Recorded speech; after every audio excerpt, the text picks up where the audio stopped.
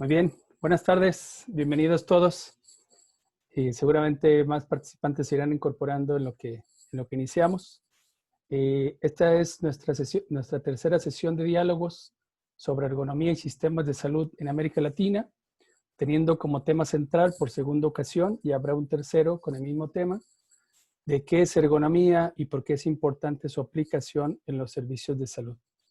Para los miembros de la red nos satisface mucho verlos en cada una de las sesiones y poder tener esta oportunidad de conversar entre todos los que aquí estamos, ya sea a través de quienes presentan algún tema, como quienes con sus preguntas nos hacen favor de conversar con nosotros. El día de hoy tenemos tres personas que nos van a compartir sus experiencias. Es el caso de Melissa Bernal, Michelle Aslanides y Raimundo Escutia Gutiérrez.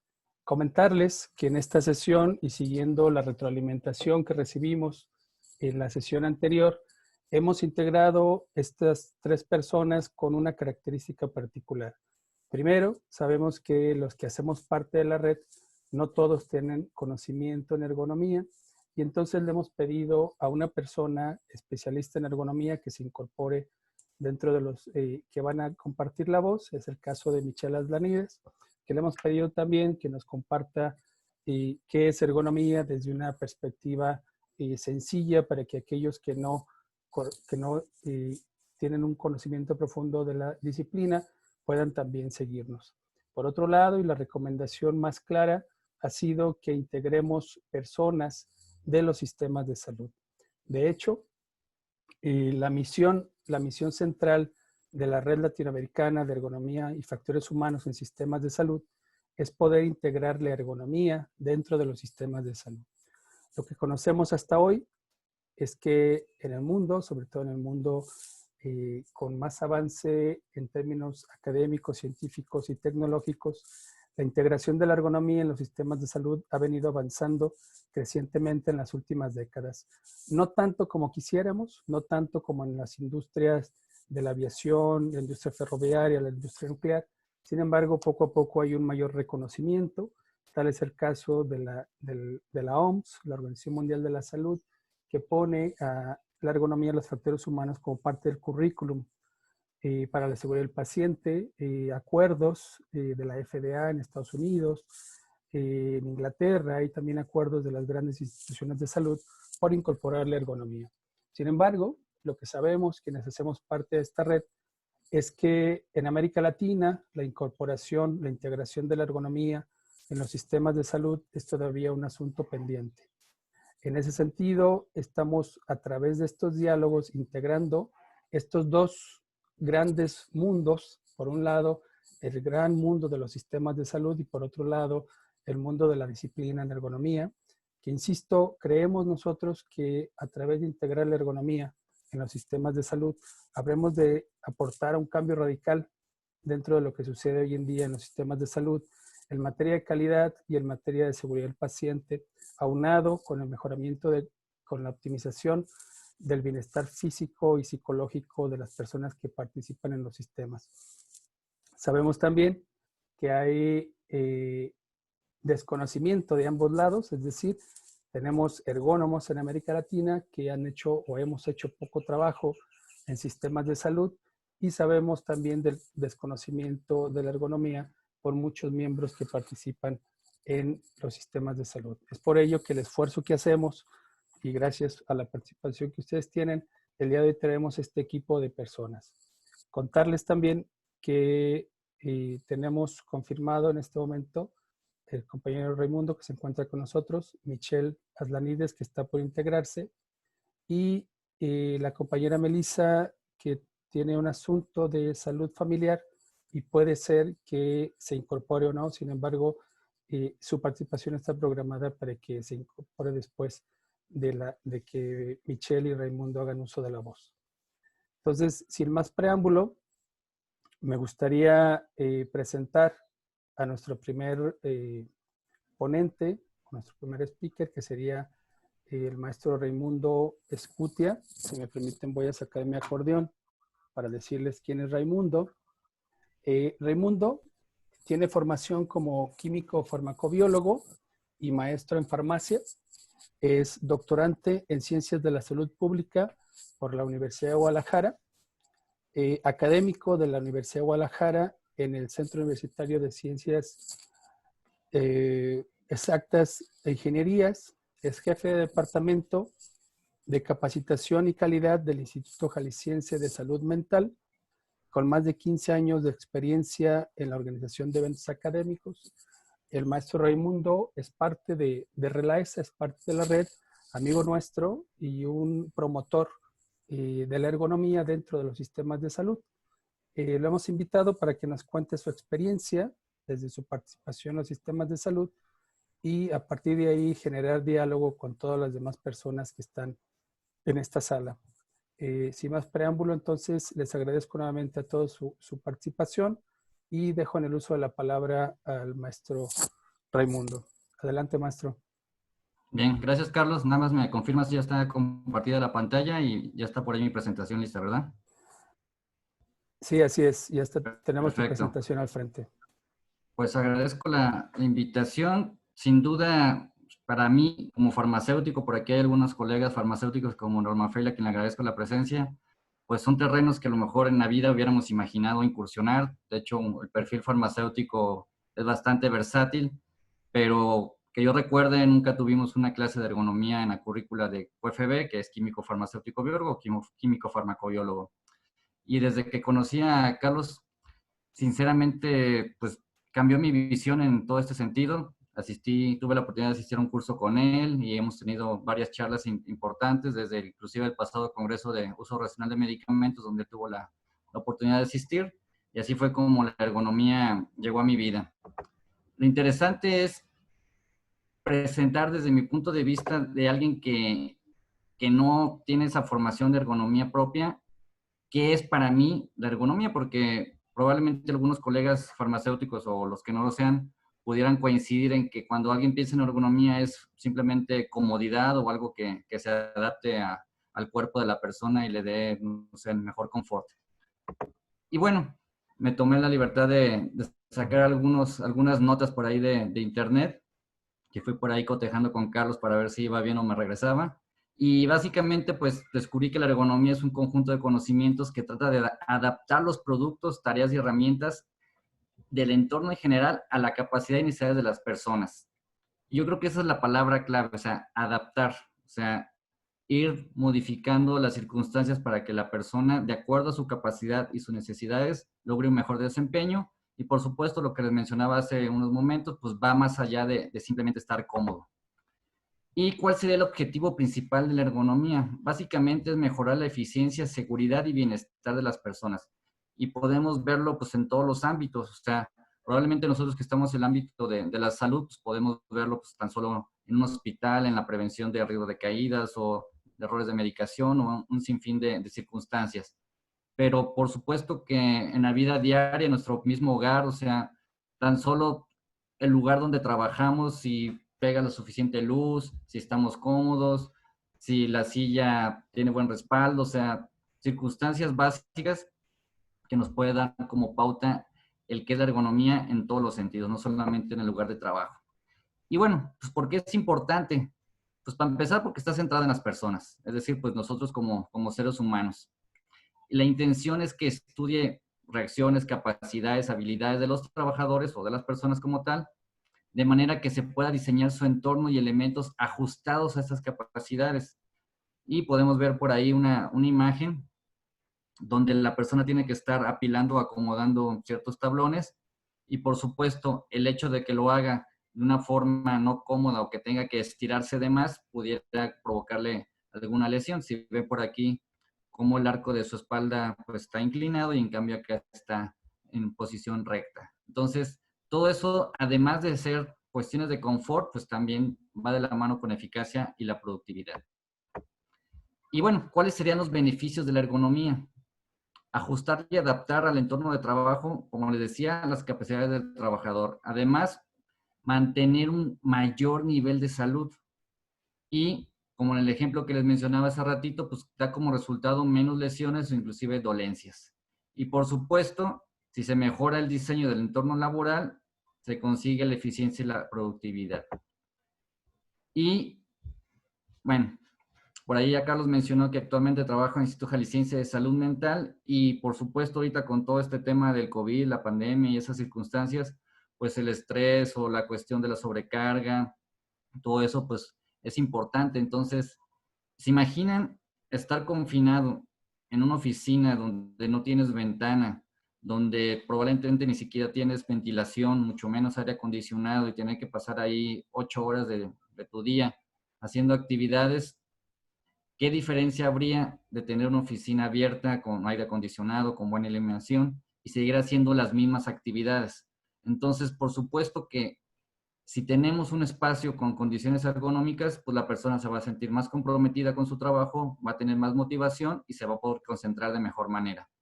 De tal manera que se reduce el estrés laboral y se aumenta la producción y calidad de vida de la persona.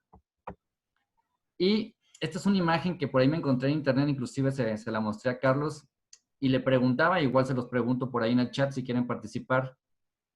¿Esto es ergonómico? ¿Quién dice que sí? ¿Quién dice que no?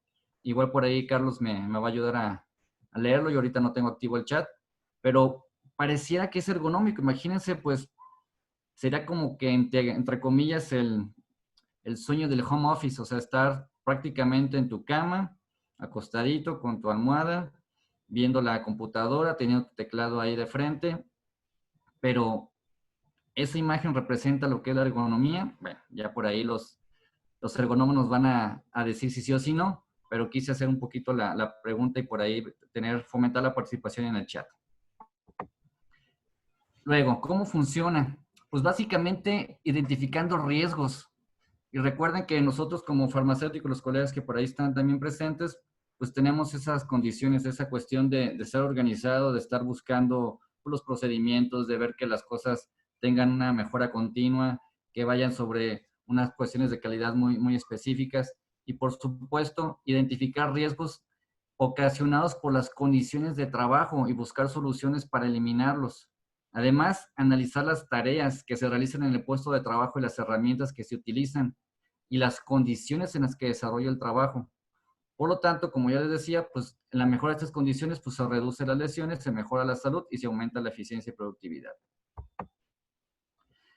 Eso fue como mi pequeño preámbulo y aportación a lo que yo entiendo por ergonomía en base a lo que ya por ahí investigué y por supuesto lo que he conocido ahora que estoy de la mano con la red. Pero ya entrando en materia, ¿qué es lo que hago yo día con día?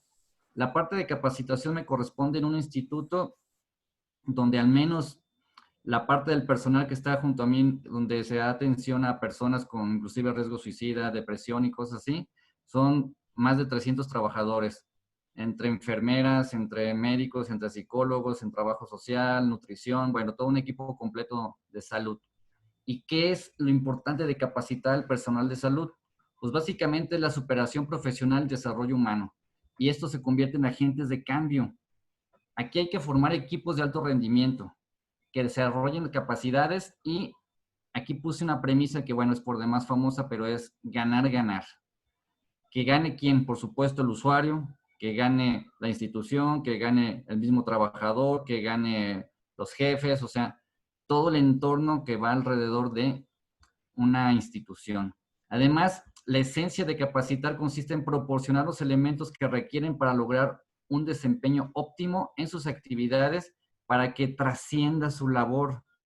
Yo creo que esta frase parecerá pues, de prácticamente 3 palabras, pero si analizamos a profundidad es para mí bastante fuerte. O sea, que trascienda tu trabajo, que vaya más allá de simplemente ir, checar tarjeta y cobrar un cheque. O sea, que tus acciones tengan impacto en la salud de las personas. ¿Y por qué SALME, que es el Instituto Jalisciense de Salud Mental? Por ahí abajo les pongo la imagen de la fachada. Debe de capacitar a su personal, pues tan solo por las cuestiones de procesos de acreditación y reacreditación que se deben de cumplir en cualquier institución de salud. Y además, pues la capacitación es clave en la célula de evaluación.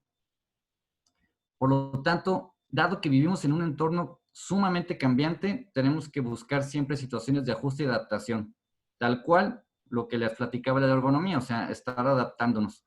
De tal manera que es importante tener el personal capacitado y actualizado.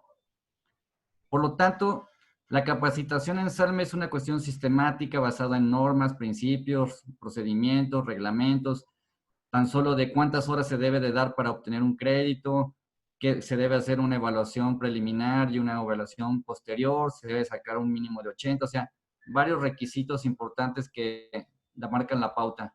Pero además, pues la intención es que se formen recursos humanos para que atiendan con calidad y calidez a los usuarios.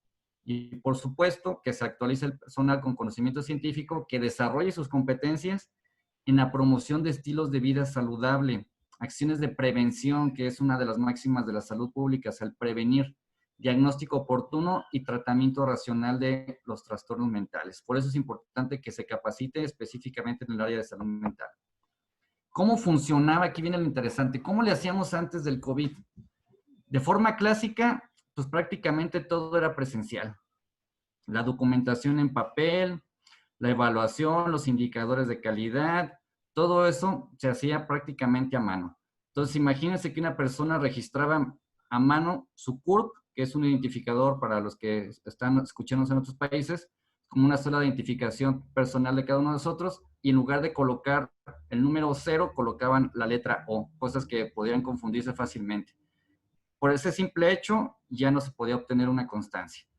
Por lo tanto, estas consideraciones vulnerables no eran adecuadas. Por ejemplo, las cuestiones económicas, los recursos humanos y la infraestructura. O sea, teníamos pues esos puntos débiles. El proceso de capacitación se propuso cambiar estos pasos para que pasara de forma manual a la forma automatizada.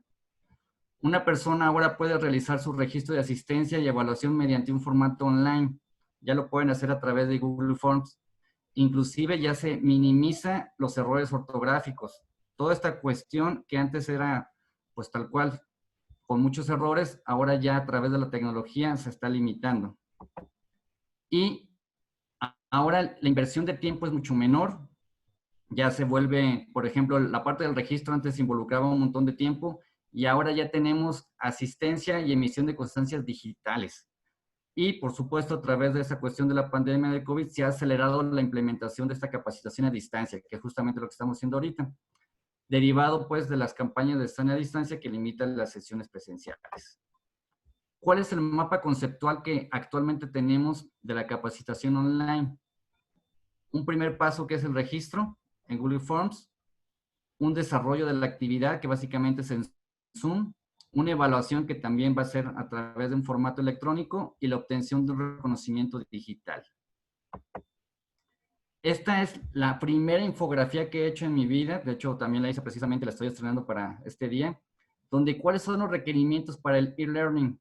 Básicamente tener una buena conexión a internet, al menos de 5 megas, un equipo de cómputo con un espacio adecuado de trabajo, una actitud positiva y tiempo de descanso, porque pareciera que queremos tener el mismo tiempo de una actividad presencial a una actividad online y pues por supuesto que no. La actividad online va a requerir de invertir menos tiempo por lo cansado que pudiera ser estar frente al monitor.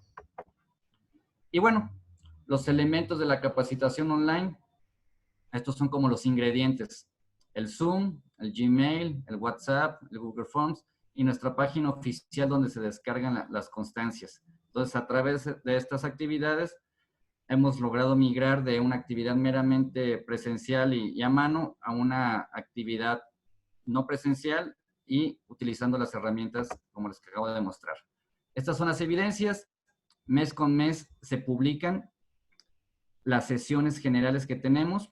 Precisamente el día de mañana es la que nos corresponde y en una semana más Carlos por ahí va a estar apoyándonos con otra participación. Se les envía la información vía correo electrónico a cada uno de los participantes y aquí están las evidencias. Nos están evaluando, hay grado de satisfacción con la organización de la sesión y por supuesto la puntuación de acuerdo a lo que obtuvieron. La idea es que saquen de 80 hacia arriba el personal para obtener su constancia. Y, por supuesto, el reconocimiento. Esto es así como que la meta final que están esperando los trabajadores en cuestión de un documento que avale, por supuesto, que hayan participado en la capacitación Además, y lo que yo siempre he dicho, que independientemente del papelito o del documento, pues lo importante es el modificar y el adaptar esos nuevos conocimientos en beneficio de los usuarios.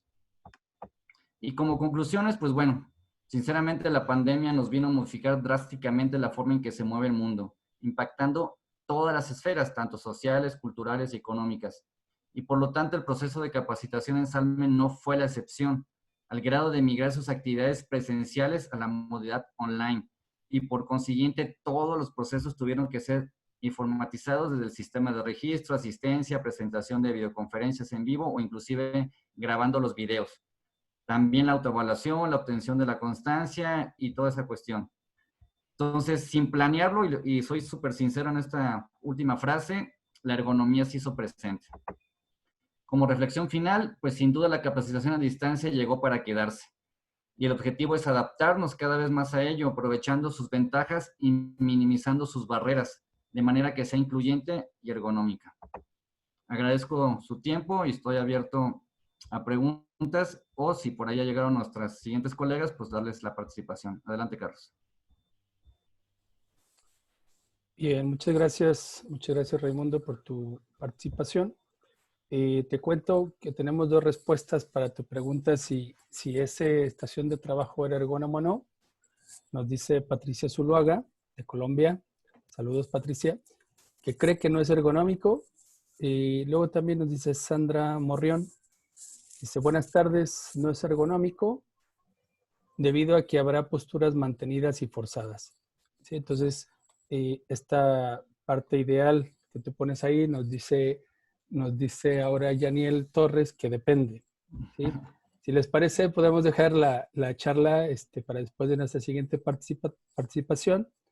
Les quiero pedir, sugerir que puedan ir haciendo sus comentarios, sus preguntas en el chat para al final hacer una sesión de preguntas ya que hayan terminado los participantes de presentar. Tenemos a Michelle Asdanides. Si me apoya, maestro Raimundo, a darle el uso de la voz a Michelle. No sé, Michelle, si vas a compartir pantalla o solamente vas a hablar. Sí. Bien, mientras ajustamos la parte técnica, les cuento de Michelle. Hola. Hola, permítame presentarla. Ahí está, perfecto. Michelle Asdanides es consultora, docente, investigadora franco-argentina, especialista en ergonomía.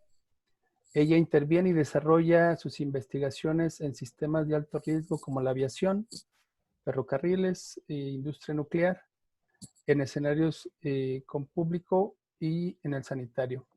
Actualmente está concluyendo su tesis de doctorado de maestría sobre límites de aplicabilidad del modelo de Reason en las investigaciones de accidentes, en el caso de vuelos de Estado en Francia. Entonces, sin más, Michelle, si gustas iniciar, te escuchamos. Sí, buenas tardes. Ya no sé a qué hora, en qué hora están allí por México. Bueno, pero bueno, digo buenas tardes por la duda.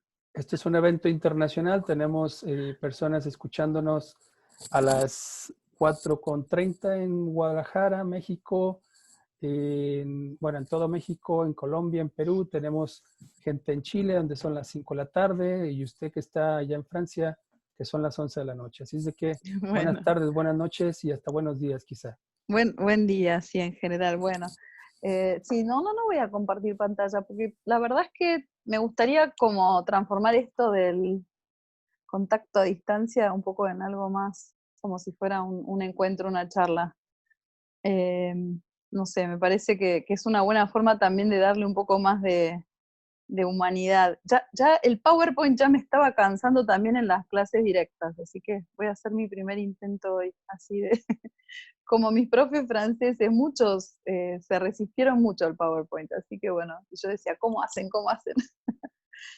Así que bueno, si no les molesta, si no, cualquier cosa, también todo lo que les quiero comentar, lo tengo así como en soportes de imágenes y todo, así que el que quiera me lo pide al final y les voy a enviar un resumen con imágenes.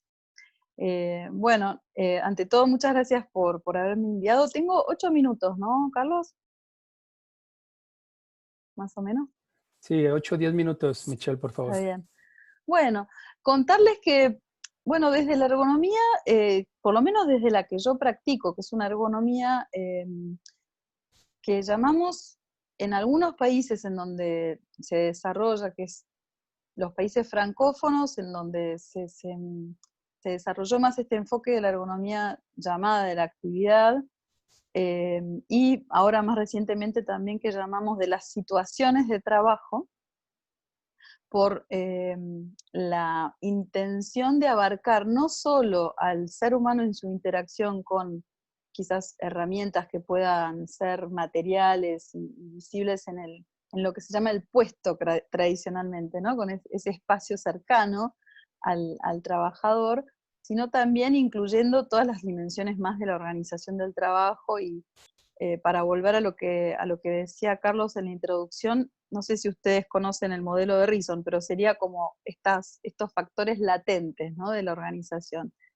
Tanto, por ejemplo, quienes diseñaron esas situaciones de trabajo, esas herramientas de trabajo, cómo se organizó la reglamentación, ¿no?, lo que rige el comportamiento en parte de los operadores. Bueno, todos esos elementos, las dimensiones temporales, también se incluyen en el concepto de situación de trabajo. Todo esto para entender a las personas en las situaciones reales en las que están ejerciendo su tarea y tomando en cuenta sus características específicas. Eso es como una característica muy importante de nuestro enfoque, que no es solamente revisar lo que es la tarea prescripta según el manual de operaciones del trabajador, sino ir a ver cómo esa tarea prescripta se tiene que aplicar, llevar a cabo en el contexto real de trabajo, habida cuenta de las características reales de las personas. Esto significa tomar en cuenta la especificidad de cada uno, qué sé yo, podemos hablar de lateralidad, de fatiga, de competencias. Por ejemplo, un operador novato no va a ser igual su situación de trabajo que un operador experto. En este momento, por ejemplo, los trabajadores que están en el sector sanitario trabajando ante las situaciones de COVID, ¿cómo les parece que podríamos considerarlos? ¿Expertos o novatos? ¿Son situaciones nuevas o no para los trabajadores? Bueno, según sobre qué aspecto, ¿no?, podemos llegar a pensar que hay mucho trabajo en situación novedosa, ¿no? Bueno, esas situaciones novedosas, desde este enfoque, las analizamos también como situaciones en las que hay potencialmente, en cuanto a la salud, más desde un punto de vista mental, situaciones de sobrecarga. Cada vez que hay personas frente a situaciones novedosas, hay altas chances de que se encuentren las personas trabajando en una situación en la que hay que resolver nuevos problemas. Por ejemplo, ¿cómo voy a hacer para llevar este barbijo si soy enfermero y tengo que atender a pacientes con problemas de salud mental que, si no me reconocen, no reconocen mi cara, mi rostro, y no me pueden entender bien, van a estar en una situación mucho más angustiante y se van a comportar de una manera mucho más difícil de controlar, etc. Esto por un lado para introducir rápidamente el enfoque nuestro. A mí en particular, lo que me interesaba contarles es que nuestra visión, por lo menos desde mi escuela de la ergonomía, es que sí que hay un aporte muy importante de nuestra profesión, porque nuestra profesión sobre todo actúa en situaciones en las que se previene, en las que se, por ejemplo, diseñan nuevos espacios de trabajo para lo que es la actividad sanitaria. El trabajo mancomunado con los arquitectos debería ser regla general, o sea, no poder prescindir de una mirada de ergónomo en un proyecto debería ser la regla. En todo caso, no prescindir de la mirada de los trabajadores, que es la mirada eh, que llevan los ergónomos en los proyectos de diseño, ¿no? Todo esto tanto para reducir carga mental y como carga física en las futuras situaciones de uso de esos espacios, de esas herramientas, etc. Por otro lado, decirles también que desde por lo menos mi percepción, la ergonomía no debiera limitarse al marco que habilita lo que es la prevención de riesgos laborales. O sea, recién Raimundo hablaba de un enfoque por gestión de riesgo, y podríamos también pensar que habría un poquitito más de margen para hacer emerger pedidos de intervención ergonómica que salgan un poquitito de la lógica del riesgo. Por ejemplo, ante situaciones en las que los operarios detectan problemas de fiabilidad, de que no pueden alcanzar situaciones, ¿no? Los resultados, los objetivos que les exigen. Entonces, que ahí estaríamos quizás hablando de un riesgo de falta de fiabilidad, pero bueno, en todo caso no es la gestión de riesgo laboral en el marco de la ley de riesgos laborales clásica, ¿no? O sea que nosotros respondemos también a pedidos, requerimientos en los que los trabajadores encuentran dificultades para alcanzar los resultados, los objetivos que se les exigen. ¿No? Por eso es que, bueno, forma parte de los sectores en los que trabajo, lo que es el sector sanitario, porque, bueno, las problemáticas de gestión de riesgos de falta de fiabilidad también están presentes. Y bueno, solamente terminar contándoles un poco lo que estoy haciendo ahora, que es investigar las actividades, por un lado, que participan en el sistema de gestión de los riesgos del COVID, en el sector sanitario, pero también en el sector de los investigadores que hacen prevención, que investigan el coronavirus, los gobernantes que toman decisiones sobre cómo prevenir, por ejemplo, en momentos de brote, el contagio, y otros tipos de actores del sistema, como pueden ser quienes también alertan acerca de los riesgos, como pueden ser los médicos infectólogos, epidemiólogos, etc.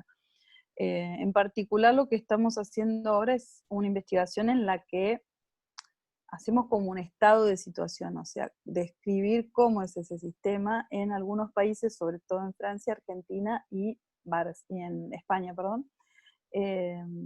Y detectamos también la existencia de controversias profesionales que estamos tratando de entender también antes de indagar en profundidad, por ejemplo, en algunos trabajadores del sector sanitario, algunas problemáticas específicas como estas que les explicaba recién del uso del barbijo, que es una de los ejes sobre los cuales vamos a trabajar de manera obligada, ¿no? Obligatoria, ¿no?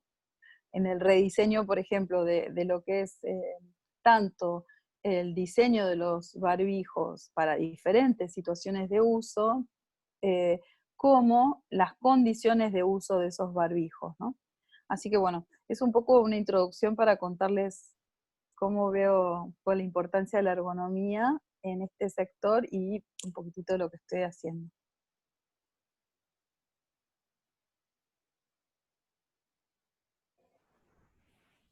Bien, muchas gracias Michelle por esta introducción.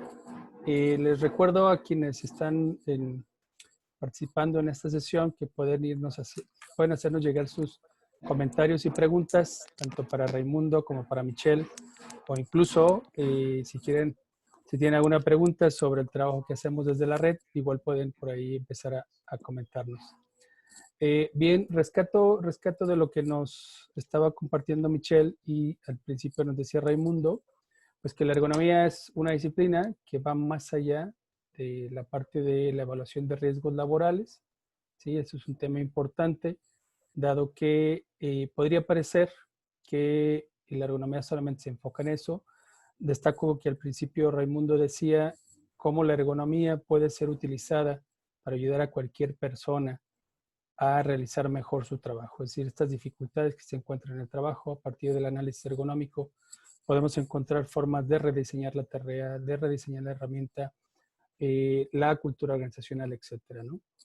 Entonces, en el caso, por ejemplo, de Raimundo, él nos contaba cómo ha venido usando de manera accidental, con cierto conocimiento y no, en este proceso de la capacitación en línea, ¿sí? Y bueno, ahora que ya conoce más de ergonomía, se da cuenta de que ahí también tiene que ver con ergonomía, ¿no?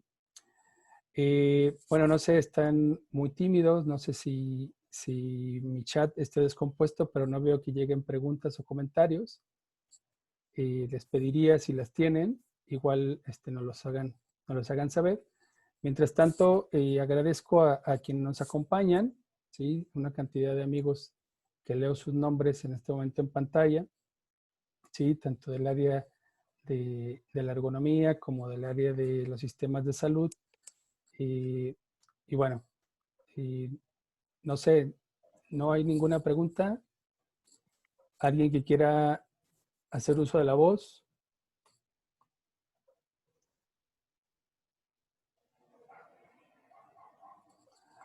Le pedimos a Yaniel que nos explique el depende.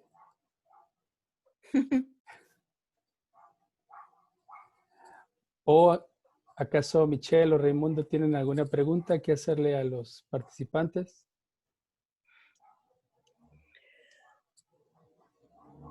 Sí, a mí me interesa saber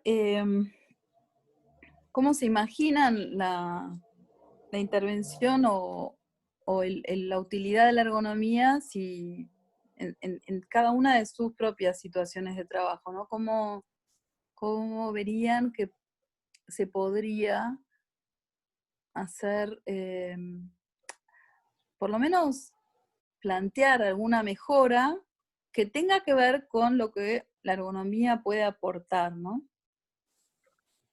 Ok, esa es una excelente pregunta y bueno, ahí está. Hay alguien que quiere preguntar, Carlos. Sí, ahorita le damos el uso de la voz a Jordan, pero igual me parece que es una pregunta muy interesante y que toca justamente con el sentido de la sesión, es decir, estamos aquí hablando de ergonomía, de sistemas de salud. Entonces, todos aquellos que participan en sistemas de salud o incluso quienes hacemos ergonomía, ¿cómo nos imaginamos que esta integración de la ergonomía en los sistemas de salud podría ser desde los diferentes espacios en que participamos? Jordan, ¿quiere usted hablar, Jordan?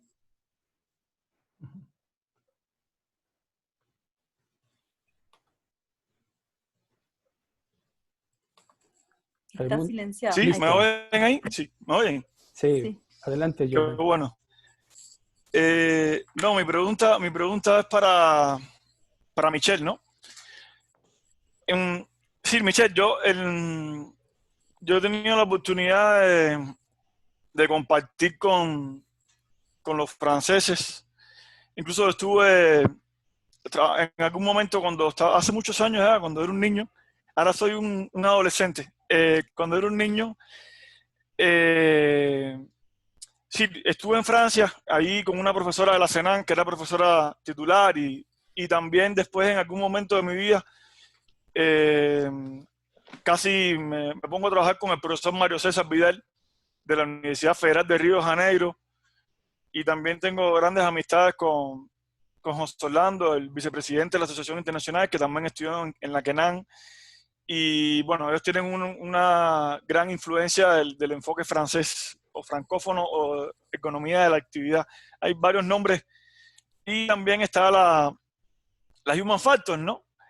Y entonces, casualmente yo soy ingeniero, soy cubano, yo no, sí, vivo en Colombia, pero soy cubano, entonces soy ingeniero y me formé en gran parte con los textos de la Human Factors, ¿no? Sí, el enfoque que inicialmente tenía Wilson, Colette, Stefan Cons. Bueno, mi pregunta es, bueno, al final va dirigida a la primera parte cuando comentabas y decía, no, es que desde la economía, desde el enfoque de la economía que nosotros trabajamos en Francia, que es la economía de la actividad, nosotros vemos el fenómeno de esta forma. Y yo siempre a mis estudiantes siempre les he dicho que existen varios enfoques y que eso es bueno, pero que al final la economía es una sola, ¿no? Y sí, a mí no me gustan esas divisiones de una escuela y otra, Sé que el abordaje, incluso ese término se utiliza mucho en la economía francesa, se utiliza mucho el abordaje, el término del abordaje, el estudio de la demanda, y se habla mucho del trabajo real, el trabajo prescrito. Al final, todo lo que he dicho es una introducción interesante, ¿no? Y de hecho, me gustó mucho tu tónica de querer hacer una discusión, un debate, una conversación, no hacerlo bajo un esquema rígido. A mí tampoco me gustan los esquemas rígidos. Y mi pregunta concreta es, ¿cuáles serían las desventajas o los aspectos que se le atribuyen, que tienen las limitaciones que tendría el enfoque de las human factors, como a veces le llaman, ¿no? Yo sé que es una pregunta compleja y polémica, ¿no? Y lo estoy haciendo con toda intención porque yo creo que esto es un espacio interesante de discusión. Ahí tenemos a Elías Abud, que viene ¿Está Elías? ¿Sí? Elías, sí, tenemos al señor Elías, tenemos a Carlos, que viene también del enfoque de Reino Unido, ¿no? Sí, bueno, interesante, porque yo creo que para que los que no son de ergónomos, para que vean que hay diferentes tendencias, diferentes enfoques, pero al final la economía es una sola. Sí, eso yo creo que por lo menos mi posición, y yo la defiendo. Y nada, me gustaría escucharte, Michelle. Sí.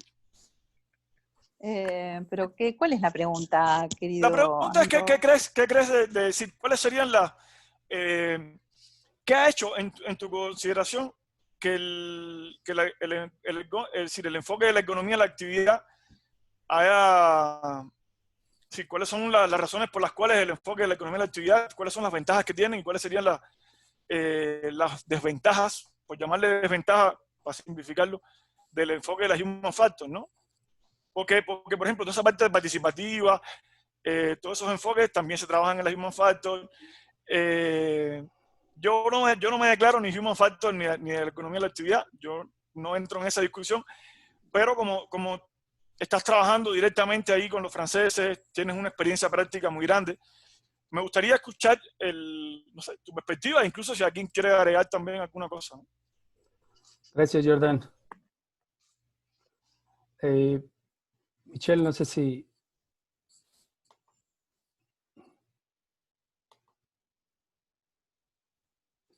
No te escuchamos, Michelle.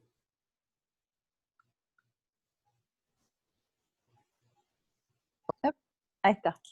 Sí, Estuve hablando media hora en el aire. sí. No, preguntaba si era Jordan o Jordan, porque como no veo más ya con la edad que tengo, ni con anteojos, así que Jordan leo ahí. Bueno, Jordan, muchas gracias por tu pregunta. Igual también decía antes de que prendiera el micrófono, es que Carlos me dijo como que iba a haber más gente como no especializada en ergonomía. Entonces ahora me está haciendo hacer como una especie de así acrobacia. El Michelle, Elías no sabía si era APUD o un Elías así trabajador del sector sanitario hasta hace 2 segundos. Entonces yo ahí voy a tener que hacer lo que pueda. Van a entenderme que voy a hacer lo que pueda. Yo primero que no creo en esas categorías, Jordan, yo no me gustan esas. Pero hay que utilizar un poco las etiquetas más o menos, las menos peligrosas, ¿no? Para no dividir lo que no debiera dividirse y para por lo menos identificar desde dónde uno está hablando. Entonces yo trato de hablar desde ese lugar, pero sin entrar en ese debate en el que no quieres entrar, que yo tampoco aprecio mucho, pero que, bueno, de hecho con Gabriela Cuenca estamos empezando una investigación en la que está también participando como sujeto, vamos a decir, Elías aquí presente y Rosalío y varios profesores que tienen mucha trayectoria, mucha presencia histórica en nuestra comunidad científica, justamente para poder determinar qué significa para nosotros mismos el concepto de ergonomía y el concepto de human factors, ¿no? Anticipándonos a esta catástrofe que ya es una crónica, una muerte anunciada, que es que próximamente seguramente nos llamaremos Sociedad Internacional de Ergonomía y Factores Humanos. Probablemente Human Factors y Ergonomics. a la cola la ergonomía. Entonces, es muy importante esto que les estoy diciendo, es que vamos a cambiar el nombre de cómo nos autodenominamos. Entonces, esta pregunta que hace Jordan para mí es muy importante, porque si nos llamamos International Human Factors and Ergonomics Association, es que Human Factors y Ergonomics no son la misma cosa, porque si no, pondríamos OR. Pero vamos a poner and. Quiere decir que no son lo mismo a priori. Entonces, para mí lo que preguntas ahí es muy importante, sobre todo en el contexto actual. Yo nunca me planteé como que las definiciones que nuestros colegas nos presentaban, tanto de un término como del otro, fueran la verdad absoluta. Yo soy constructivista, pienso que cada uno trae lo que puede para definir los conceptos. Y para mí Human Factors es más bien un conjunto de enfoques que son, digamos, propios de diferentes profesiones, incluso de diferentes disciplinas, que, digamos, en algunas industrias aparecen más ligados al estudio del error humano y de su prevención. Los factores humanos. Después la ergonomía es otro mundo. Para mí no hay una ergonomía, hay varias, en el sentido de varias formas de practicar eso que vos querés unificar, pero son varias formas, porque hay varias formas de definirnos. Monique Nulá, una profe que tuve excelente, una persona magnífica, que nos ayudó mucho a pensar todo esto. Ella decía, una disciplina se define por su objetivo, su objeto y sus métodos. Entonces, cada vez que vos tengas a alguien que cambia algo de eso, del objetivo, el objeto o el método, ahí vas a tener un matiz en la ergonomía que practicamos. Hay personas directamente dentro de nuestro mundo que dicen que la ergonomía no tiene que ocuparse de salud. Un exdirector de tesis mío, sin ir más lejos. O sea, para él la ergonomía es 100% relacionada con el desempeño humano. Entonces, nosotros en la Asociación Internacional nos pusimos de acuerdo en 2001 sobre una definición que más o menos nos nuclea a todos, pero ahí adentro para mí hay muchos matices. Entonces, saber definir lo que es el Human Factors para mí es muy complicado. No se puede decir que es una cosa simple sobre la cual te puedo responder y decirte, bueno, el valor agregado de la ergonomía de la actividad con respecto al Human Factors es tal, porque Human Factors podemos tener gente como los especialistas de Human Engineering de Ohio, que después fueron Joint Cognitive Systems Engineering, y que trabajaron con Rasmussen, que trabajó con Lepla, y que hacen ergonomía de la actividad y no la llaman así, y ahora son especialistas en ingeniería de la resiliencia. Entonces hacen algo parecido, salvo que a la salud no la tratan tanto como nosotros. Entonces hay como mucha diversidad de prácticas todavía, y mucha diversidad de formas de describirnos, de definirnos. Elías, por ejemplo, se enoja cuando yo digo ergonomía de la actividad, me dice, ¿qué ergonomía no es de la actividad? Claro, sí, porque yo sé cómo tú trabajas, Elías, pero hay gente que se limita a ir y a mirar con las cámaras de seguridad lo que se ve de lo que hace el operador, agarra el modo operatorio, la gama de trabajo que le va a pedir al ingeniero, pasa 10 minutos con los operadores, ni siquiera preguntándoles cómo se sienten ni nada, pero deme el modo operatorio, es como una especie de recurso, y nada más. La ergonomía de la actividad es una alternativa a ese enfoque, en algunos casos en los que es necesario pasar tiempo viendo cómo se desarrolla la actividad real y preguntándole cómo se siente el operador, y esa ergonomía sí es participativa y Elías la practica. Hay algunas diferencias entre Elías y otros ergónomos que nos decimos de la actividad. Si quieren otro día las profundizamos, pero Michelle. Me parece que es eso un poco mi respuesta, Jordan. Muchas gracias, Michelle.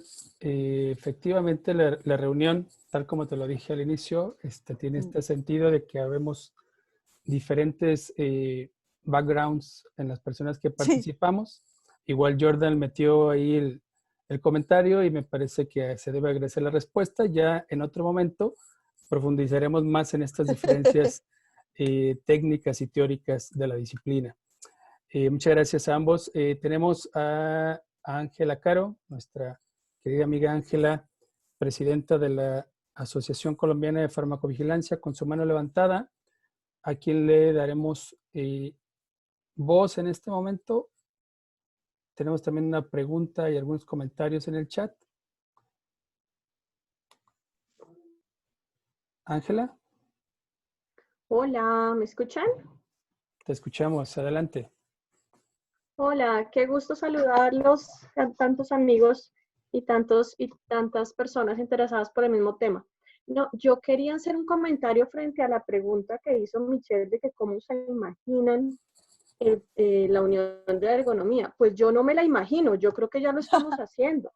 Sí, siento que hemos tenido una serie de avances y quería contarles un poquito, por lo menos desde lo que yo he podido trabajar desde seguridad del paciente. Para Michelle y para las personas que no me conocen, yo soy farmacéutica, soy epidemióloga, tengo una maestría en atención farmacéutica y estoy terminando una maestría en educación y tengo estudios en temas de liderazgo y de seguridad del paciente, estudios formales pues, y hago un poco de cosas adicionales, pero digamos que mi fortaleza es el uso seguro de medicamentos y todo el tema de farmacovigilancia.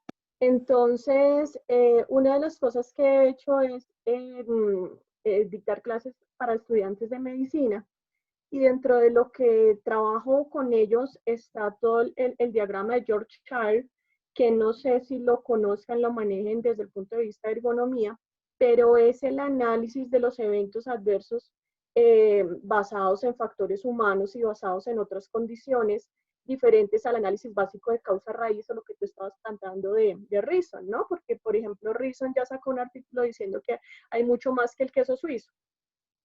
Entonces, si nos planteamos la integración, está muy interesante poder analizar los eventos por diagrama de George Child, que para quien no lo conoce, con el mayor gusto les paso artículo y diagrama.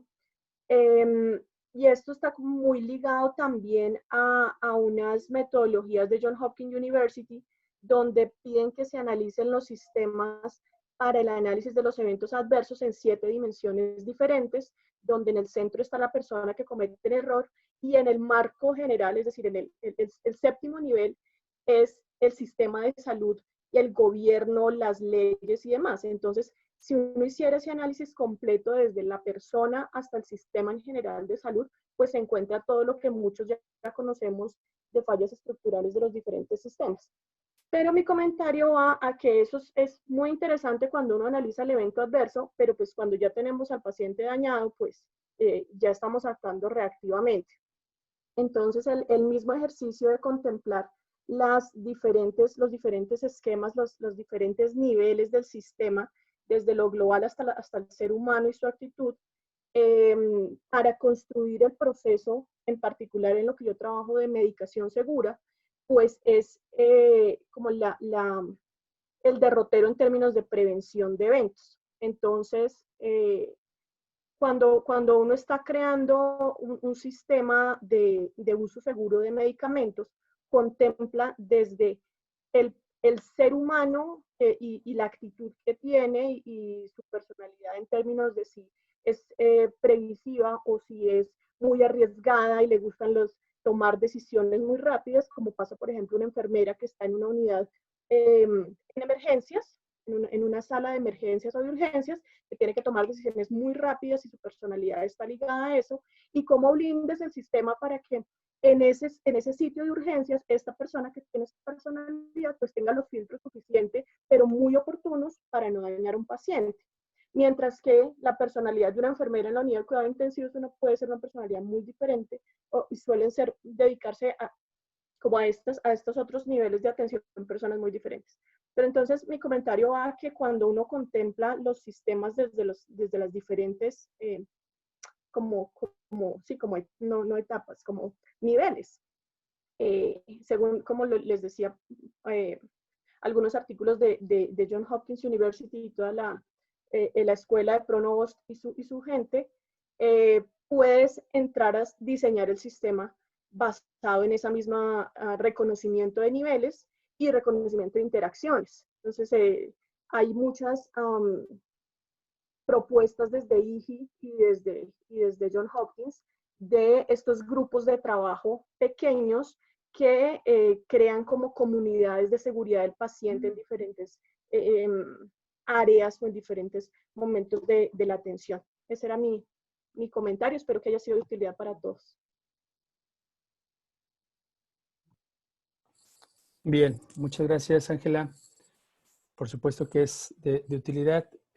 Por ahí, Michelle, en un momento quiere hacer un comentario sobre esto que nos comentas, pero antes voy a pasar, bueno, un comentario. Nos agradece Anne Elier por la invitación y nos dice que muy interesante conocer estos conceptos y enfoques de la ergonomía y nos saluda desde Guatemala.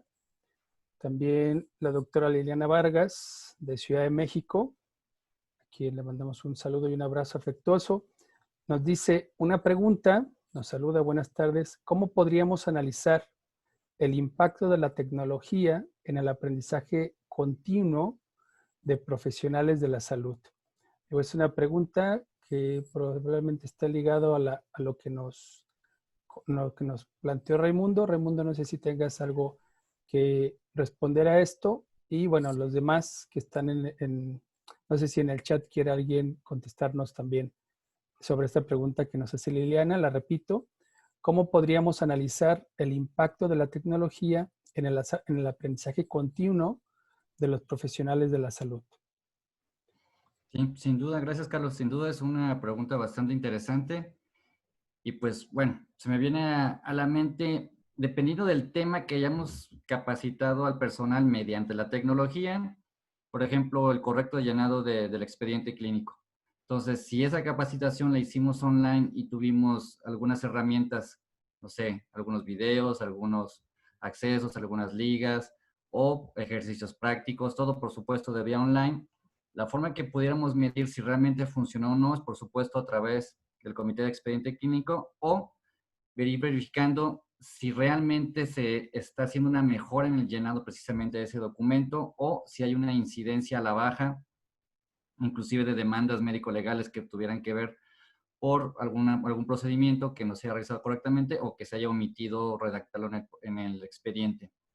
Otro tema podría ser, por ejemplo, el correcto lavado de manos, que ahorita está muy de moda, y cómo eso ha disminuido en su momento las infecciones nosocomiales o pues el contagio por COVID. Entonces, no es tan sencillo, pero yo creo que sí hay elementos donde podemos hacer como un enlace de cómo lo que hicimos ahora en vía online o mediante tecnologías de la información, cuando antes lo hacíamos de forma presencial, en un tema en particular, tuvo un efecto, un impacto que era el efecto deseado, ya sea que se minimizaran, como te decía, los eventos adversos o los eventos centinela o los errores de medicación, lo que haya sido, pero a través de eso. Entonces, sí resulta interesante saber si realmente la tecnología nos está acercando a una capacitación más efectiva o a la vez nos está alejando dependiendo pues de cómo la llevemos a cabo. Entonces, sí tiene su chiste poder realizar capacitaciones online de forma exitosa.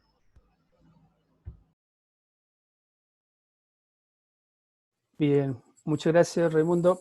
Justo iba yo a preguntar ahorita qué opinaban los ergónomos al respecto. Y tengo 3 manitas de ergónomos levantadas. Yaniel, el doctor Elías, no, perdón, pensé que era Jordan, pero es Ángela. Antes, Michelle, si quieres comentar algo con relación a lo que señalaba Ángela, igual, bueno, sugiero que todos hagamos intervenciones breves para poder darle el uso de la voz a los demás.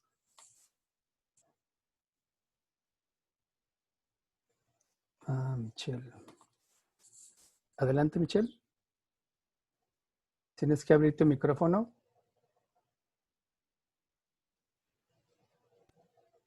Ahí está. Listo.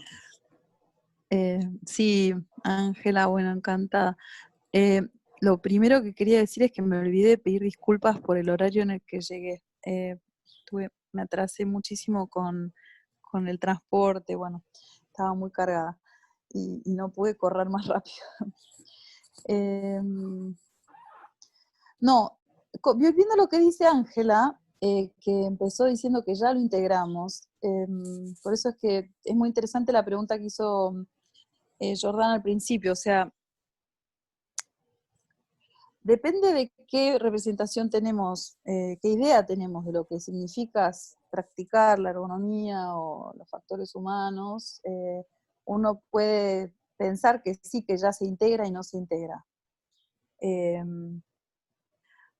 La industria nuclear, por ejemplo, integra, porque está en todos los referenciales de certificación, de calidad, incluso de calidad de diseño, los factores humanos. Yo trabajo ahí y les puedo asegurar que la ergonomía desde la perspectiva de actividad no está para nada integrada. Por eso es que hago esta salvedad y aclaro desde qué ergonomía hablo, porque cuando Ángela, por ejemplo, dice, nosotros contemplamos desde el diseño, o existe esta, yo entendí así, perdóname Ángela si lo entendí mal, yo no sé hasta qué punto es ese contemplar las características de los futuros trabajadores, etcétera, toma en cuenta lo que sí contemplamos desde la ergonomía de la actividad, por ejemplo, que es la actividad y los desarrollos de las actividades de profesionales en situaciones semejantes a las que se van a diseñar, y justamente el análisis de esas situaciones y de esas actividades, ¿no? Ese es un poco el rol de los ergónomos, entender en situaciones semejantes a las que se van a diseñar, cómo los trabajadores se las están rebuscando como para sacar la producción, sacar el servicio de asistencial al paciente. Si están cometiendo errores, ¿qué es lo que está generando esos errores? Y eso se hace a partir de un análisis muy, muy detallado de la actividad y de las situaciones de trabajo de esas mismas personas. Eso yo no sé si se está haciendo, creo que no se está haciendo en muchos sectores de actividad, incluido el nuclear, que debiera trabajar muchísimo así y no lo hace. Así que el sector médico y sanitario yo no creo que trabaje muchísimo así. Hay excepciones, obviamente, pero es en ese sentido que digo que me gustaría saber qué es lo que piensan que podría ser la intervención de los ergónomos, porque creo que no abundan intervenciones de ese tipo, ¿no? Eso nada más quería aclarar. Gracias, Michelle. Si les parece, le damos el uso de la voz al doctor Elías, luego a Ángela, y si Yaniel me permite, lo dejamos al final. Doctor Elías.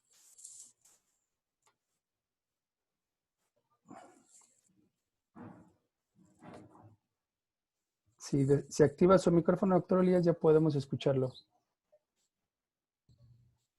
Ahí sí, ahora sí. Lo escuchamos. Hola, buenas noches. Verdaderamente un gusto compartir con ustedes, ¿no? Voy a partir con algo de humor. Yo no peleo con Michelle, ella pelea conmigo, yo la quiero mucho, así que estoy feliz de estar aquí compartiendo con ella. Pero frente a la pregunta referente a la educación, la tecnología en la educación, yo creo que es un tema, voy a tocarlo muy brevemente, pero yo creo que es un tema bastante complejo. Sí creo que uno puede evaluar el resultado con respecto a la gente que se ha formado con sistemas tradicionales, presenciales y sistemas a distancia. Y nosotros tenemos experiencia tanto en nuestro diplomado como en nuestra maestría. De hecho, aquí hay presente un excelente alumno nuestro que está en esta reunión, que hizo una maestría a distancia. Creo que los resultados son excelentes, tanto en el diplomado, que tuvimos 4 versiones presenciales y llevamos 20 versiones a distancia con más de 1000 alumnos formados, y al mismo tiempo en el magíster hemos formado más de 200 personas a distancia y alrededor de 50 presenciales. Y creo que el producto, la ubicación, el trabajo que están haciendo las personas, tanto los que han hecho los cursos presenciales como a distancia, es excelente. Lo último que voy a decir, porque para no poner nervioso a Carlos hablando muy largo, es que el tema, a mí lo que me preocupa, que la educación a distancia de buena calidad no es un repositorio, no es tener un lugar donde poner apuntes para que la gente lea. Hay que trabajar con cápsulas de aprendizaje, hay sistemas la clase sincrónica es buena, pero no soluciona todo. La gente trabaja, por lo tanto muchas veces es necesario que tengan algún material que ellos puedan revisar, hay que tener buenos foros, en fin, hay toda una estrategia y una estructura que se requiere, ¿no es cierto?, como para poder hacer buena docencia a distancia. Pero con respecto a la pregunta, yo creo que sí es evaluable, ¿no es cierto?, con algunos indicadores de desempeño posterior, por lo menos en estos sistemas que ya apuntan a un postítulo, a un grado académico, ¿no es cierto?, hay sistemas para evaluar la calidad del producto que ha salido en relación básicamente a los resultados que tienen en cuanto a su desempeño. Eso, don Carlos. Muchas gracias por darme la palabra. Al contrario, doctor, un gusto escucharlo siempre. Doctor Elías, para quien no lo conozca, es toda una institución de la ergonomía en América Latina. Quizá uno de los, si no el primero, uno de los 2 primeros ergónomos en América Latina. 40 y tantos años en este mundo, ¿cierto, doctor? En este mundo 77. Bueno, pero no, en este mundo de la ergonomía.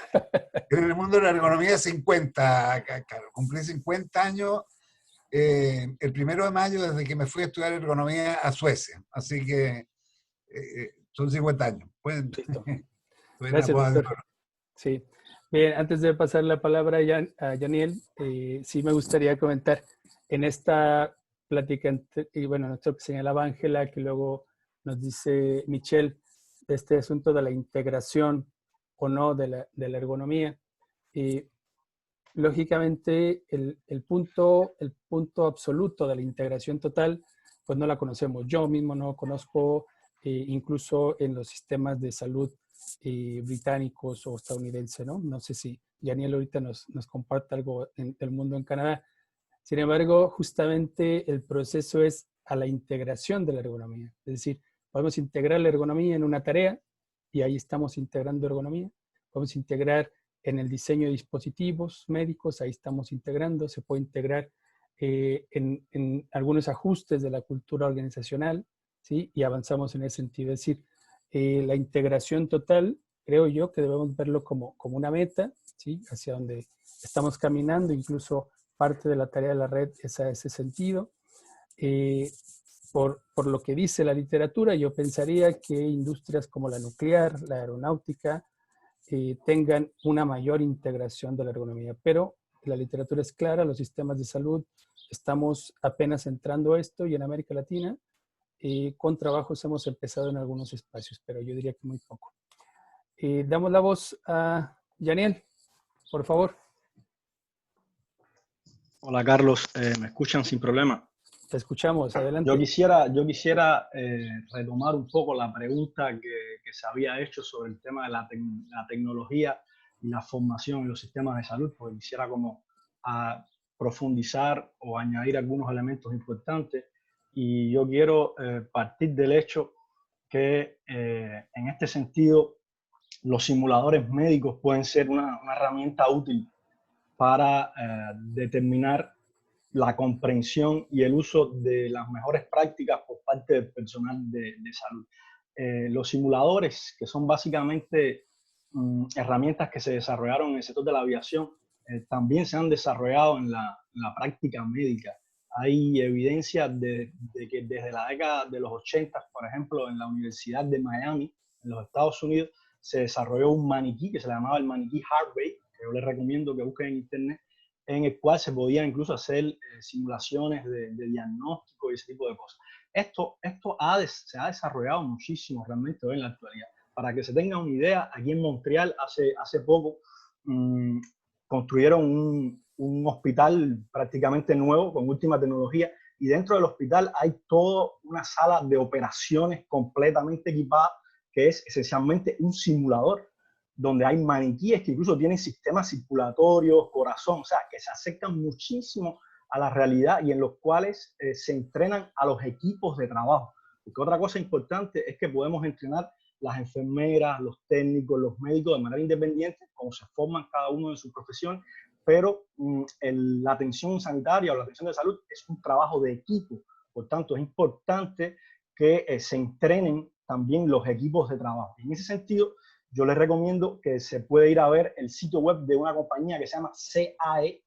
La compañía es productora de simuladores de vuelo, pero desde hace al menos 15 o 20 años, paralelamente, produce simuladores de salud, o sea, simuladores para realizar intervenciones quirúrgicas, simuladores para diferentes variantes que son importantes. Yo era lo único así que quería señalar. Existen tecnologías en ese sentido.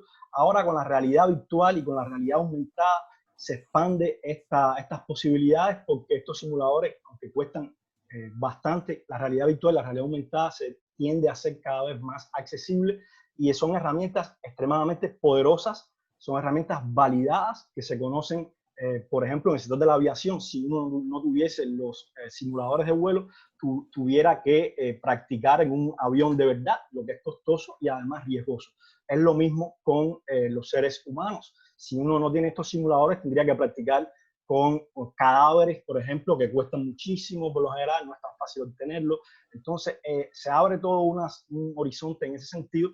Es real que en el contexto de América Latina, de comparación con países un poco más desarrollados, hay más limitaciones económicas, pero es importante al menos estar consciente que estas tecnologías existen, que tienen un impacto probado y que en algún momento tendremos que en nuestros hospitales o centros de investigaciones desarrollar salones que sean básicamente centros de entrenamiento de equipos de urgencia y de equipos de salud para mejorar el desempeño, medirlo y saber si estamos mejorando la comunicación, la organización, si la gente sigue los procedimientos que se redactaron correctamente. Eso es lo que tenía que aportar en ese sentido, y no sé si realmente responde a la pregunta, que no recuerdo el nombre de la persona que preguntó, pero yo quisiera de alguna forma, si hay una forma de tener un feedback de ella para saber si eso responde a su pregunta, porque me parece que este tipo de actividades tienen que, sobre todo, responder a estas demandas de los participantes. Muchas gracias, Carlos. Muchas gracias a ti, Janiel. Bien, la pregunta proviene de la doctora Liliana Vargas, que bueno, aquí está presente, está escuchándonos. No sé, Liliana, creo que tu pregunta ha tenido un buen eco. No sé si quieres comentarnos algo, te podríamos dar uso de la voz, si así lo deseas, háznoslo saber. Y tenemos a Jordan y Michelle queriendo decir algo justo con relación a esta pregunta. A ver, permítame.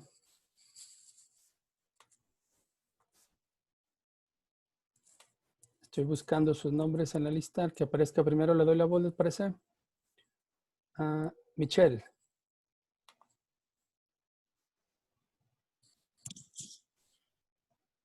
Sí, ahí estoy. Bueno, es Liliana, ¿no? La persona que hizo la pregunta. Sí, la doctora Liliana Vargas. Sí, doctora. Bueno, sí, yo, como decía recién Daniel, quizás es una pregunta un poco amplia y para precisarla un poco, yo para responder me parece que podría precisarla de la manera siguiente.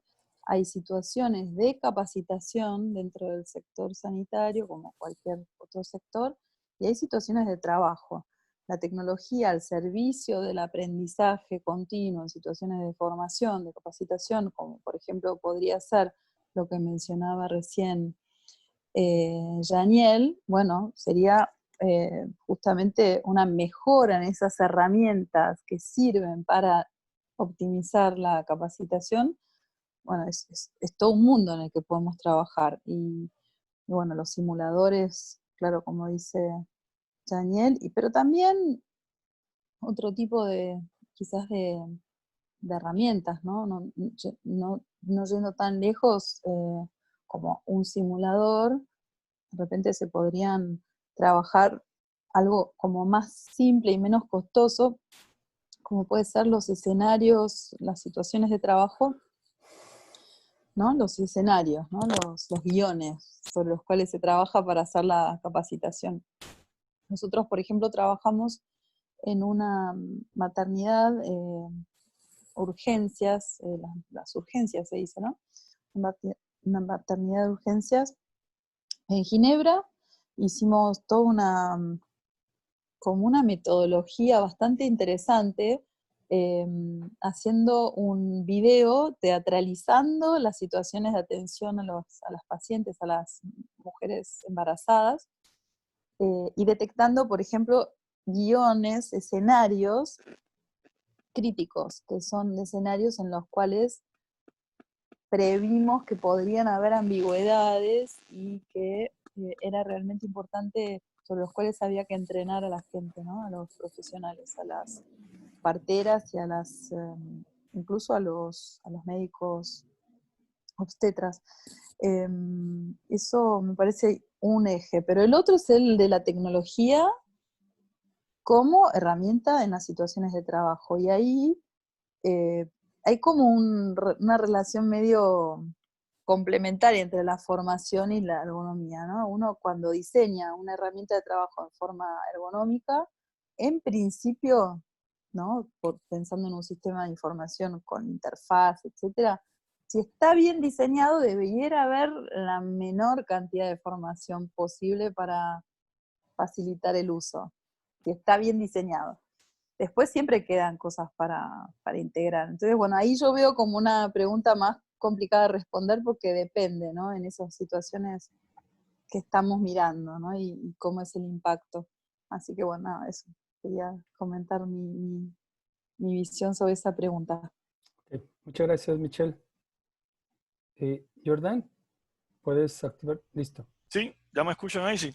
Sí, te escuchamos. Bueno, primero mandarle un saludo a nuestra querida y hermosa Liliana, que es todo un personaje. Es Liliana, Carlos, es Liliana la de México, Liliana, ¿no? sí, Liliana. Liliana, la de siempre. La de siempre. No, Liliana, como ya todo el mundo ha dicho, es una pregunta compleja de responder y siempre se van a dar de varios puntos de vista. Yo, básicamente la tecnología que se ha desarrollado a lo largo de la historia es para complementar o para compensar las limitaciones que tienen los seres humanos. Es decir, nosotros los seres humanos tenemos limitaciones. Cuando ponemos una alarma para despertarnos por la mañana, necesitamos despertarnos, tenemos una limitación, no nos despertamos a las 6:54, sino que tenemos que usar la tecnología para poder despertarnos, y entonces la tecnología básicamente se ha usado a lo largo de la historia para compensar esas limitaciones que tiene el ser humano. Lo que pasa es que en la medida que los sistemas se hacen más complejos, que no voy a entrar a hablar de la complejidad de los sistemas porque no es la idea, pero en la medida que los sistemas se hacen más complejos, a veces esa interacción de la tecnología con las personas no logra ser todo lo satisfactorio que debiera ser. Y es ahí donde entran los ergónomos, ¿no? El ergónomo trata de entender la actividad, el trabajo, las limitaciones, capacidades de las personas, y trata entonces de ver cómo logra integrar eso. Y obviamente eso puede disminuir los tiempos de aprendizaje, disminuir los errores, la carga de trabajo mental, etcétera, etcétera, etcétera. Hay casualmente un súper reconocido ergónomo francés que habló mucho sobre la parte de la tecnología y cómo se transfiere de los países desarrollados a los países subdesarrollados, que es Alan Wisner, y habla e introduce uno de los términos más utilizados, que es la antropotecnología. Y esa antropotecnología habla de que ocurre una transferencia de tecnología, estoy simplificando porque es un poco más complejo, entre países desarrollados que llegan a los países subdesarrollados, y obviamente cómo debería llevarse a cabo ese proceso de transferencia tecnológica, donde obviamente la economía tiene un papel importante y donde hay que analizar el contexto, analizar la actividad, los actores, un conjunto de cosas que hemos mencionado. Pero básicamente, simplificando mi intervención, las tecnologías se han desarrollado con el fin de compensar las limitaciones humanas. Ese es básicamente el ser humano, desarrolla tecnología para compensar esas limitaciones y obviamente para aumentar el desempeño, etc. Y entonces, ¿qué pasa? Ese proceso de integración humano con las tecnologías no es tan sencillo, y más cuando se desarrolla en sistemas complejos como, digamos, la aviación o los sistemas de salud, al que estamos hablando específicamente. Ya ahí esa interacción es un poco más compleja, y hay que tener en cuenta otras variables en esa interacción. No es solamente el hombre con la tecnología, sino hay otro conjunto de variables como los trabajos en equipo, como otras cosas que se han mencionado. Y ese es el reto de la economía, ir optimizando esa interacción poco a poco. Y obviamente es complejo porque en la medida que aumentan las interacciones, aumenta la complejidad, se van integrando algunas variables. Solamente terminar diciendo que, por ejemplo, David Woods, un súper reconocido ergónomo estadounidense, que creo que trabaja en la Universidad de Ohio, si no recuerdo, ya incluso empiezan algunas tendencias a hablar de que ya no es cómo optimizamos el ser humano como ser humano solo, sino que hay veces que ya el ser humano ya está casi muy ligado, muy mezclado, casi con la tecnología. Entonces ya casi, por ejemplo, hoy no podemos ver un ser humano sin un celular.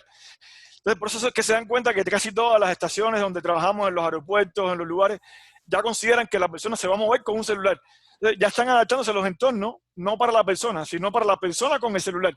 Entonces, ya esa división entre hombre y tecnología es complejo. Y hay personas que se insertan chips en la piel para optimizar. Es complejo. ¿Sí? Esto va evolucionando y esos son los retos y las tendencias que hay en la economía que hay que tratar de cumplir, ¿no? Esa es mi intervención.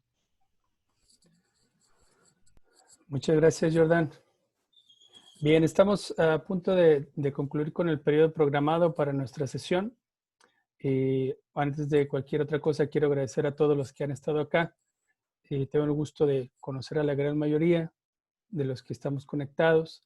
Espero para aquellos que participan menos o tienen menos experiencia en ergonomía, que la sesión no esté siendo tan complejizada por estas personas con su amplio bagaje en ergonomía y en teoría ergonómica. Justamente una pregunta antes de que interviniera Janiel, Jordan y Michelle, justamente era de la pregunta que nos hacía Liliana, que ahora nos agradece la respuesta, se acaba de levantar la mano y te le damos la voz. Y justamente cómo la ergonomía aporta esto, ¿no? Y yo creo que el doctor Elías también nos señalaba ahí cómo el tema no solamente es poner el repositorio o bien hacer el webinar y prácticamente depositar toda la información en quien escucha, sino hay que ir entendiendo justamente cómo son los procesos de aprendizaje de las personas, el contexto, la cultura, para poder ir generando justamente estos aprendizajes significativos y que se vean reflejados, ¿no? La parte de simulación, digo, esto de la simulación es ampliamente usado en algunos contextos desde el punto de vista de la ergonomía. Conocemos sistemas de salud que lo usan y lo han usado. Entonces, bueno, es un camino que podemos recorrer. Liliana, te damos el uso de la voz. Si habilitas tu micrófono, creo que ya puedes hacerlo. Sí, adelante. Hola, buenas tardes, ¿me escuchan? Te escuchamos claro y fuerte. Muchas gracias, pues muchas gracias en verdad, doctor Carlos, por esta iniciativa de los diálogos sobre economía. Pues yo como farmacéutica también y dedicada a farmacovigilancia, son temas que en verdad apasionan y retan también para complementar con lo que hacemos día a día. En verdad felicito a todos los participantes por sus excelentes comentarios y excelente exposición. Y bueno, de mi pregunta pues también va un modo a reflexión de lo que ha pasado con toda esta pandemia, que desgraciadamente nos ha alejado en esa interacción que teníamos con las demás personas, con demás colegas y en especial con demás profesionales de la salud. Entonces, esta pregunta también iba con esa reflexión de que, bueno, ¿y cómo después de estar dando estos cursos en línea, de estar explicando lo que se hace, puedo ver en verdad el interés que tiene el profesional sobre los temas que se le está dando? ¿Cómo puedo ver que sí se está aprendiendo correctamente y que no necesariamente todos aprendemos de la misma manera, ¿no? Cuando uno está en sitio capacitando, cuando uno está en un aula, pues uno puede percibir si el que está recibiendo la capacitación ya se aburrió, ya se distrajo o está muy atento o en verdad tiene muchas preguntas. Eso no se logra dentro de todas estas tecnologías de información que ya estamos utilizando.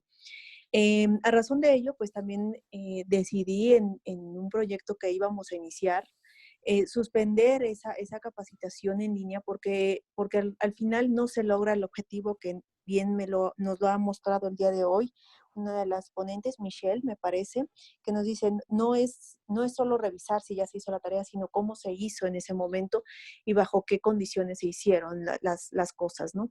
Entonces, eso también me queda ahí y pues muchísimas gracias, Ray, por las respuestas. Los indicadores definitivamente se tienen que ir evaluando, ¿no? Y en el otro enfoque de la tecnología, pues también está el uso de la tecnología en los sistemas de salud, que tal vez no reciban la suficiente capacitación. Ejemplo de esto es que dispositivos médicos, hay muchos de ellos muy avanzados, que traen un instructivo muy básico y que muchos profesionales no lo saben usar. A veces ni el ingeniero biomédico, que es el que está más relacionado con dispositivos médicos, lo sabe usar. Ejemplo de esto, pues, es el famoso Da Vinci, que se usa en cirugías. Resulta que este instrumento o dispositivo, pues, estuvo vendido en muchos hospitales del mundo. Sin embargo, no todos los cirujanos sabían utilizarlo. Y se demostró que después de 200 cirugías, el cirujano estaba listo para poder usarlo. Esto expuso a muchos pacientes a una mala cirugía o a eventos adversos derivados de la cirugía por el mal uso o el uso incorrecto de este dispositivo médico. La tecnología sí es de usarse y tal vez, como bien lo mencionó Jordan, pues es para eficientar los sistemas y también para cubrir esas habilidades, esas funciones que el ser humano no puede hacer. Sin embargo, cuando la tecnología en los sistemas de salud no se usa adecuadamente con una capacitación correcta, nos lleva a riesgos de los pacientes que tal vez sean irreparables. En este caso de las cirugías, pues varias muertes reportadas por complicaciones. Entonces, pues definitivamente un tema muy interesante, que les agradezco la perspectiva. Creo que con las diferentes profesiones las perspectivas son variadas y eso también nos lleva a enriquecer el conocimiento. Muchísimas gracias a todos. Gracias, Carlos. Muchas gracias a ti, Liliana. Bien, si les parece, voy a ir cerrando, agradeciendo, aprovechando que estamos pocos. Primero a quienes no conozco, que tengo el gusto de conocerlos en este momento por su nombre: Magda, Mónica Méndez, Sandra.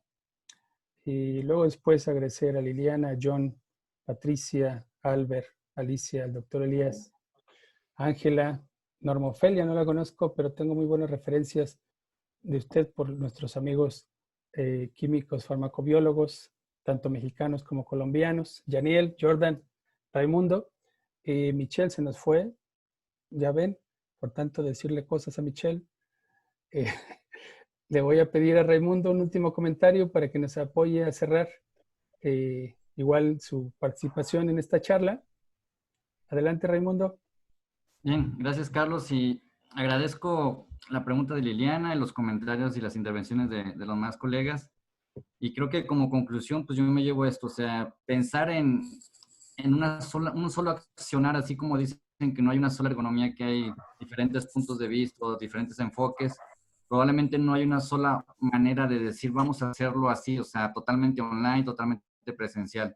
Yo creo que aquí lo importante, y de hecho lo vamos a hacer en la Universidad de Guadalajara, que tú que también eres profesor, de una cuestión que le llaman híbrida, o sea, una especie de mezcla entre lo online y lo presencial. Y pues es tal cual, el principio de la ergonomía, que fue lo que aprendí hoy, que es adaptarse. O sea, finalmente habrá algunos alumnos o personas que dispongan bien de la tecnología, otros que no tengan acceso. Entonces no podemos ser totalmente rígidos e inflexibles de manera que queramos que todos sigan el mismo caminito que trazamos, porque habrá diferentes capacidades, circunstancias y elementos. Entonces, con todo lo que se ha comentado el día de hoy, me llevo esa reflexión, donde pues tal cual nos tocan tiempos de cambio, tiempos que a lo mejor no esperábamos o ya se venían dando, y lo único que provocó la pandemia fue acelerarlos, o sea, que llegaran más rápido y de golpe, y que finalmente nos agarró un poquito descuidados a todos en el sentido de cómo veníamos trabajando. Pero yo creo que son tiempos positivos, tiempos de aprendizaje, y de situaciones complejas como esta podemos sacar buen provecho. Entonces, les agradezco, te agradezco por supuesto a ti, Carlos, y sin duda es una labor importantísima la que realizas, y un esfuerzo que valoro mucho, además de la amistad que tenemos. Yo creo que como profesional tienes mucho valor, y bueno, aquí se ve reflejado por los asistentes que por ahí siempre te felicitan y te mandan saludos. Y bueno, saludos a todos desde Guadalajara y nos vemos la próxima. Muchas gracias, Raimundo. No sé si mencioné también a Alicia. Alicia, ya aquí estamos todos.